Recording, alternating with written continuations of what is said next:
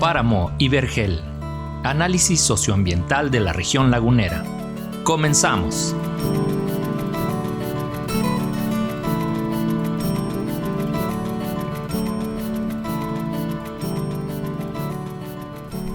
Hola, buen día. Agradecemos a todas las personas que nos están escuchando. Somos el programa Páramo y Vergel. Es una colaboración entre Ibero Sustentable y el Observatorio Socioambiental de la región lagunera. Y agradecemos este día la visita de la química farmacobióloga Susana Stens, actual directora de Medio Ambiente de nuestro municipio. Estamos muy contentos de que estés aquí, Susana. Muchísimas gracias. Y esperemos que tu experiencia pueda servir bastante a nuestra comunidad y a la sociedad lagunera. Muchísimas gracias por la invitación. Muy contenta de estar aquí compartiendo temas ambientales, que es lo que me gusta y me apasiona. Y pues aquí estoy a sus órdenes. Muchas gracias. Gracias. Me gustaría comenzar con tu trayectoria. Tú eres, me comentabas, y ahorita en la presentación lo ofrecí, eres química farmacobióloga de formación y tienes una maestría en educación. Me gustaría saber cómo ha sido tu vínculo ahora que eres actual directora de Medio Ambiente, ¿cómo has llegado? Es muy frecuente que vinculemos estas ciencias por ejemplo, de la química, como algo un poco alejado de la gestión o del gobierno. ¿Cómo te fuiste vinculando? Pues fue prácticamente no planeado, si lo podemos decir así. Como bien dices, mi carrera o mi raíz es haber estudiado química farmacobióloga. Estuve trabajando durante un tiempo en el Seguro Social, en el laboratorio, en análisis clínicos y todo esto. Y hice una pausa en mi vida como de 10 años, en lo que tuve a mis 3 hijos y me quedé cuidándolos ahí por un ratito. Y cuando ya tuvieron horario completo, dije, vámonos a la calle, otra vez a trabajar. Y entonces reinició, vida laboral, incorporándome a una escuela particular. Y empiezo con la materia de ecología. Y era una materia que ofrecía nueva, entonces, en esa secundaria. Y pues ahí digamos que me clavo con el tema de ecología. Empecé a participar también con OSCs muy incipientes en ese entonces, pero bueno, ahí empezó mi quehacer dentro del tema de medio ambiente y vi que había pues muchísimo que hacer, muchísimo que conocer. Posteriormente, por seguir en el tema de académico, hice una maestría en educación con un programa que era para maestros extranjeros, maestros americanos que radicaban en Torreón. Y entonces hice la maestría bajo ese programa, continué dando clases. Eso fue como cerca de, probablemente otros 10 años. Y en un momento dado, pues seguíamos haciendo un poco de activismo a través de los temas de medio ambiente y se abrió la oportunidad y me invitan a trabajar en administración pública. Estamos hablando como del 2007, por ahí. Fue la primera vez que trabajé yo en la función pública y bueno, fue algo así como un shock para mí, porque el ambiente, los temas es totalmente diferente a trabajar en lo privado, ¿sí? Y pues bueno, fue una adaptación que tuve que hacer para entender, para conocer los procesos políticos, pero también como de gestión para los recursos dentro de una función pública. Entonces, sí fue un poco complicado en un principio, pero bueno, poco a poco nos fuimos ahí adaptando, encontrando cómo hacer mejor las cosas. Y ahí también es cuando entendimos que hay muchísimo que hacer y que mi percepción es que no se acaba de entender cuál es la función de una dirección de medio ambiente. Y es que tiene temas que les digo yo que son como muy técnicos. Por ejemplo, la calidad del aire. Para calidad del aire tienes que conocer de normatividad, tienes que conocer de cómo se mide la calidad del aire, los equipos y la manera de comunicarlo. Entonces son como 3 áreas que las tienes que conjuntar en una sola. Si hablamos, por ejemplo, de biodiversidad, pues se tiene que conocer también cuáles son las mejores especies, tener personal a tus órdenes porque no puedes hacer todo, que identifique cuando algunas especies están enfermas y necesitan algún tipo de tratamiento, involucrarte en la selección, por ejemplo, de las especies que se pueden plantar o que se deben plantar en en un sitio como Torreón, que tenemos que reconocer que estamos en el desierto, ¿no? En el desierto chihuahuense. Entonces, donde tenemos que hacer, sí, la imagen verde, pero sí equilibrada con nuestras raíces y con nuestro entorno y con nuestro ecosistema. Y otra parte importante también que se maneja dentro de la Dirección de Medio Ambiente, pues es la normatividad o la regulación. Entonces también hay que conocer un poco o un mucho de las leyes, de las normas. No sé, se me ocurre, por ejemplo, en el caso del ruido, que es un tema que todos los días nos ocupa. El ruido también tiene su componente técnico, porque se tiene que medir conforme una norma y con los equipos necesarios y mediante una metodología específica. Entonces, normalmente, insisto, se piensa que medio ambiente es nada más vas a donar arbolitos, vas a donar plantitas y todos vamos a estar muy felices. No es así. Son temas mucho más complejos y que se tienen que manejar pues de una manera profesional. Y entonces ahí es donde yo cuestiono un poquito, porque no sé, en urbanismo o en obras públicas se reconoce y se entiende que tendrían que ser, por ejemplo, o sea, arquitectos o ingenieros los que estén ahí. Sí. En medio ambiente no se acaba de entender muy bien que tienes, o que lo ideal es que tengas ingenieros ambientales, que tengas biólogos, que tengas especialistas en agronomía, con ciertos conocimientos también de manejo de plantas o de agua. Manejo de agua también es otro de los temas. Entonces, sí es muy diverso, sí es complejo. Me encanta estar ahí, esa es la verdad. Y pues la otra cuestión que yo creo que me ha impactado mucho es que los tiempos en gobierno son muy cortos. Sí. O sea, por ejemplo, en esta administración son 3 años, punto, se acabó.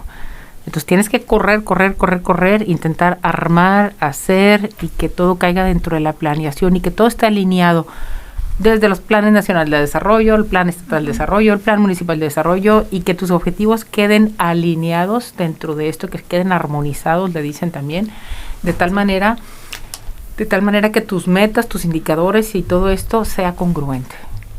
Entonces, bueno, pues eso es así como un panorama general. Muchas gracias.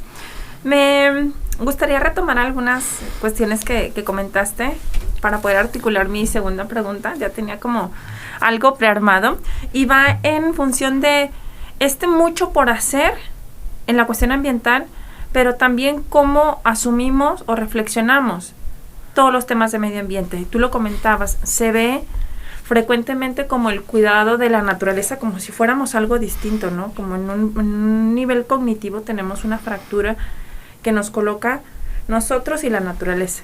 Entonces vemos como si todos los temas ambientales fuera plantar árboles, cuidar la naturaleza, cuidar a los animales. Y ciertamente la educación ambiental, que es una de las fortalezas actuales para esta cuestión, ciertamente toca sus contenidos, pero los toca, a mi juicio, y me gustaría que tú nos ofrecieras tu punto de vista, los toca de manera superficial. Tú desde Dirección de Medio Ambiente, ¿cómo articulas estas carencias? Creo que a nivel cultural de todos, no me refiero como a un sector de la población, de todos y de todas.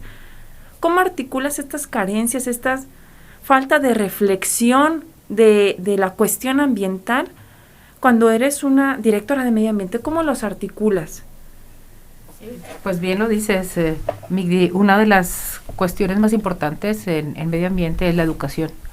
Entonces, buscamos a través de los programas de educación ambiental también incidir, conocer el que se haga esta reflexión de los diferentes temas relativos al medio ambiente, pero de los que somos parte, como dices tú, o sea, no estamos flotando en el aire separados de la humanidad, o sea, separados del resto del mundo, quiero decir, sino somos parte de todo un ecosistema y bueno, lo hemos afectado de una manera horrorosa en los últimos 100 años, ¿verdad?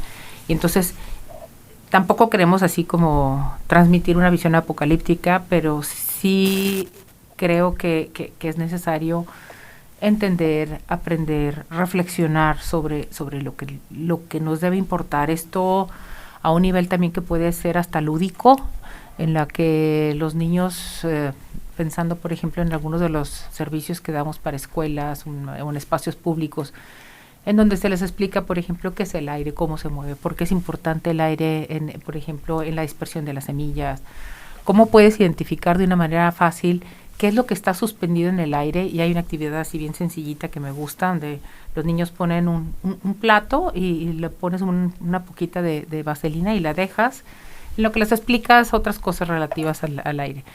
Después de un rato, después de un día, según el entorno en el que tú estés trabajando, revisas cómo quedó esa vaselina, o sea, qué había suspendido en el aire que no lo percibías. Entonces es una manera también como práctica de enseñarles, a ver, el aire nos es necesario, es la vida, pero también tenemos que entender que hay diferentes calidades del aire y que esto está ligado a nuestra actividad como humanos.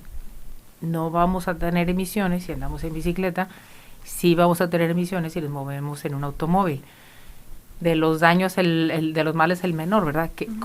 Ir como incidiendo en esto. Y luego hay un montón de líneas. Ahorita que digo de andar en bicicleta, pues hay otra línea importante que también la Dirección de Medio Ambiente procura impulsar un poco, y esta es la movilidad no motorizada, ¿sí?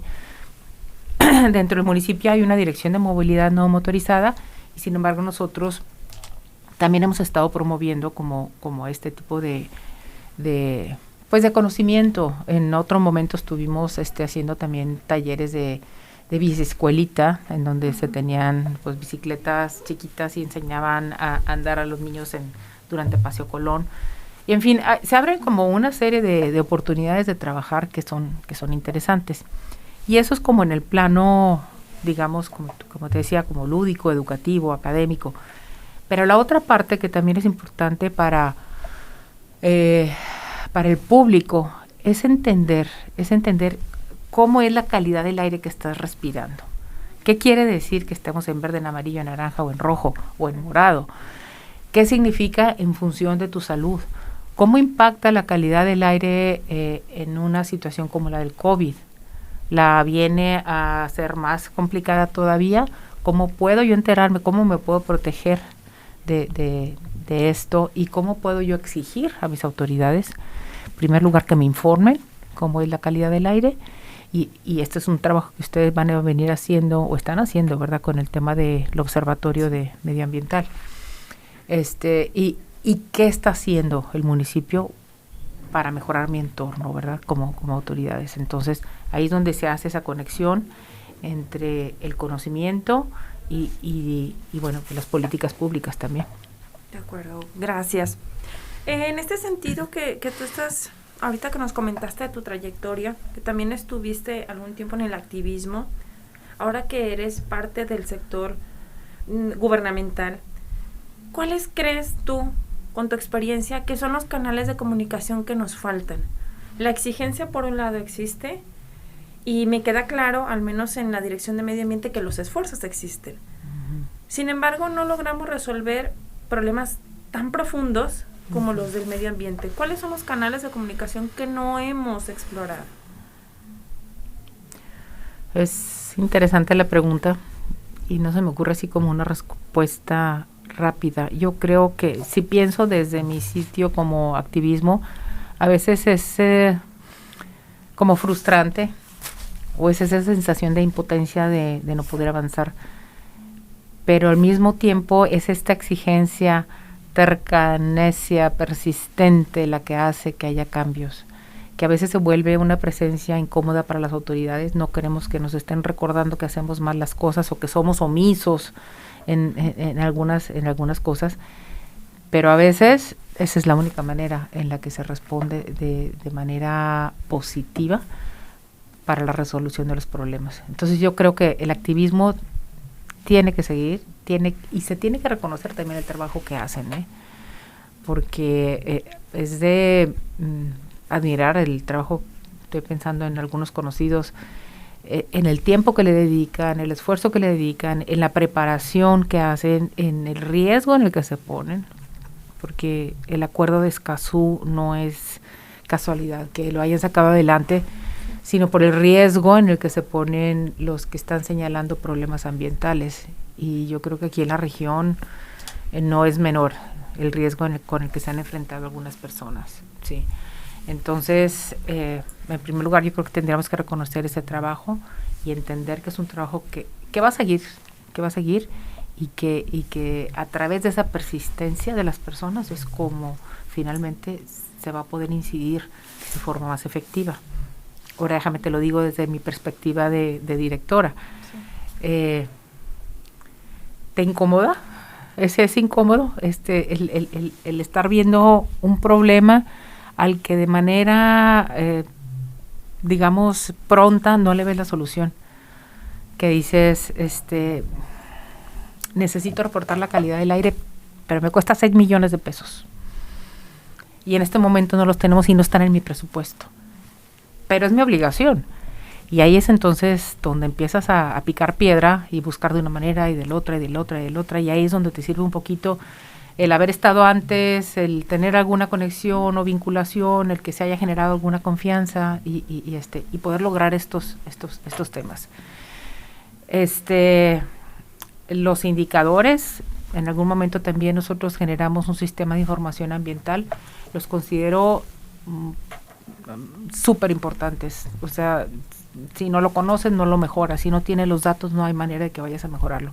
Entonces, aunque no nos guste los resultados que demos, por ejemplo, como medio ambiente en ciertos indicadores, nuestra obligación es transparentarlos y decir, de aquí tenemos que mejorar, cuando menos tenemos que dejar clara cuál es la situación y sobre esto trabajar, ¿verdad? Y pues eso es lo que estamos intentando hacer. Gracias. ¿Cómo te articulas en este sentido que comentas que la cuestión ambiental, por un lado puede verse como muy romántica, pero también es muy difícil abordarla? Es difícil tanto que hay vidas en riesgo o hay vidas que ha cobrado la defensa ambiental. Latinoamérica, según lo que yo he leído, hay un aproximado de 400 defensores al año que mueren por defender cuestiones ambientales. Y esto tiene que ver con que al defender el medio ambiente se atacan ciertos intereses. Claro. Se atacan planes, se atacan directrices de algunos grupos de la sociedad. Y tú comentas que, bueno, ya tenemos algunos instrumentos como el Acuerdo de Escazú, y ciertamente yo coincido contigo en que si la cuestión ambiental ahorita está posicionada es gracias a todas las comunidades, a los grupos de activismo, a indígenas que han defendido sus territorios. Esa creo que es una posición personal que no tendríamos ese avance si no existiera el valor de muchas personas para poder defender la cuestión ambiental. Y ahorita tú como directora creo que te colocas en una posición un tanto de mediadora, porque por una parte tienes esta experiencia del activismo, sabes que es necesaria la exigencia, pero por otro lado también está quién comete el daño. ¿Cómo articulas a los actores sociales sin ponerte en riesgo tú tampoco como directora de medio ambiente? Porque también desde esa posición se pueden herir susceptibilidades dentro de la gestión. ¿Cómo te colocas como mediadora frente a estos intereses, grandes intereses, que son capaces de desaparecer, de matar, de anular a las personas? Es complicado buscar ese balance entre las dos situaciones, pero yo creo que en mi posición de directora estoy menos expuesta que los activistas. ¿Sí? El activismo como no tienen un freno, digamos, y tienen sumamente claro qué es lo que quieren, están más en riesgo. Dentro de una dirección tienes más directrices de tipo político y planes a los que te tienes que ceñir. Esa es una realidad, la realidad política en la que se vive cuando estás en una dirección general. Dices bien cuando nos recuerdas que son los pueblos originarios los que están dando la batalla, y no solamente en México, sino también lo hemos visto en México, en Estados Unidos y en Canadá también, que realmente son los pueblos originarios los que están defendiendo los territorios y los que están defendiendo el capital natural que les correspondía originalmente. Entonces tratar de hacer vinculación o ese balance entre los dos temas a veces sí resulta complicado. Y la otra cosa es que desde el punto de vista del activismo, ha habido veces en que ya no quiero nada, ya no quiero saber de nada. Por favor, ya, denme la página de los monitos del periódico porque yo ya no quiero saber otra mala noticia de medio ambiente. Sí te pega. Sí. Llega un momento en que dices tú, esto no va a cambiar. Esto no va a cambiar, vámonos todos por el resumidero. O sea, así, te lo juro, de plano. Y hay otras veces en las que dices, cuando hay así pequeños avances, dices tú, sí, hay algo. Creo en la humanidad, sí vamos avanzando. Por ejemplo, ahora con todo el tema de agua saludable para la laguna, que finalmente los grupos ambientales pudieron incidir en las decisiones que venían desde muy arriba, eso fue un hitazo, pero puso en riesgo a estas personas. A un riesgo que verdaderamente, mis respetos a todos los que estuvieron encabezando este movimiento de defensa del agua, y que no ha terminado, porque al final de cuentas no se está resolviendo las causas de fondo por la sobreexplotación aquí en la laguna, aquí en Torreón. Entonces, son más indefensas las personas que están como activistas que las que estamos en la función pública, creo yo. De acuerdo. Gracias. Me gustaría que nos platicara sobre cuáles son las urgencias en Torreón sobre el medio ambiente. ¿Qué te urge resolver? ¿Con quién te urge articularte? ¿Cómo ves el término de esta gestión? ¿Cómo vas a entregar tu trabajo? Yo creo que el tema más urgente como laguneros es el del agua. Es resolver de fondo la sobreexplotación, pero luego el poder distribuir de manera efectiva y eficiente el agua a toda la población, porque además es un derecho humano. Y entonces el pensar que hay colonias o que hay comunidades alejadas de Torreón o no tan alejadas y que no tienen agua, eso es una urgencia y eso se tiene que resolver y no se va a resolver pronto. Entonces, como alguna de las medidas, digamos, paliativas que se tendrían que implementar es la distribución de garrafones de agua a la población, garantizando la calidad de esta agua. Eso sería un reto. La otra cuestión que la veo un poquito más cercana, espero que suceda, tiene que ver con la medición de la calidad del aire y la generación de estos indicadores, de tal manera que entonces podamos incidir en las políticas públicas. Sería lo siguiente. Hay un tercer proyecto muy importante que estamos tratando de avanzar también y que es la policía ecológica o policía ambiental, en donde necesitamos fuerza pública que nos apoye en estos temas de medio ambiente. Si están cortando el árbol, si el ruido es excesivo, si vemos pasar una camioneta que va hasta arriba de residuos y no sabemos dónde va, el escombro que se deposita por toda la ciudad, o sea, todas esas cosas necesitamos más ojos y necesitamos gente especializada que lo resuelva. Hay instrucciones del alcalde Román Alberto Cepeda para que este proyecto pueda seguir avanzando y en eso estamos. De acuerdo. Bueno, para concluir, te agradezco mucho que estés aquí, Susana, de verdad. Aprende, a mí me gusta mucho este espacio porque aprendo mucho de los invitados y las invitadas y creo que de eso se trata, de articular nuestras experiencias, nuestros saberes para encontrar caminos. Y también me queda claro una cosa cada vez que conozco o que me encuentro con alguna persona que también está comprometida con el medio ambiente, voy afianzando más mi idea de que solamente estos temas es porque uno se apasiona. Uno no los defiende por dinero, no los defiende por intereses ni por cargos. Uno está aquí casi porque quiere, ¿no? Sí. Y porque hay una pasión, hay corazón en la defensa del medio ambiente. Me gustaría que concluyeras, por favor, con ¿qué quieres tú? ¿Qué nos pides como sociedad? ¿Qué nos pides como universidad en esta urgencia de defensa ambiental, de posicionar en la opinión pública que necesitamos cambiar nuestros hábitos de consumo, nuestra forma de relacionarnos con la naturaleza y entre nosotros? ¿Qué nos pides? ¿Qué ves como una urgencia en la sociedad? Yo diría que conociéramos nuestro entorno.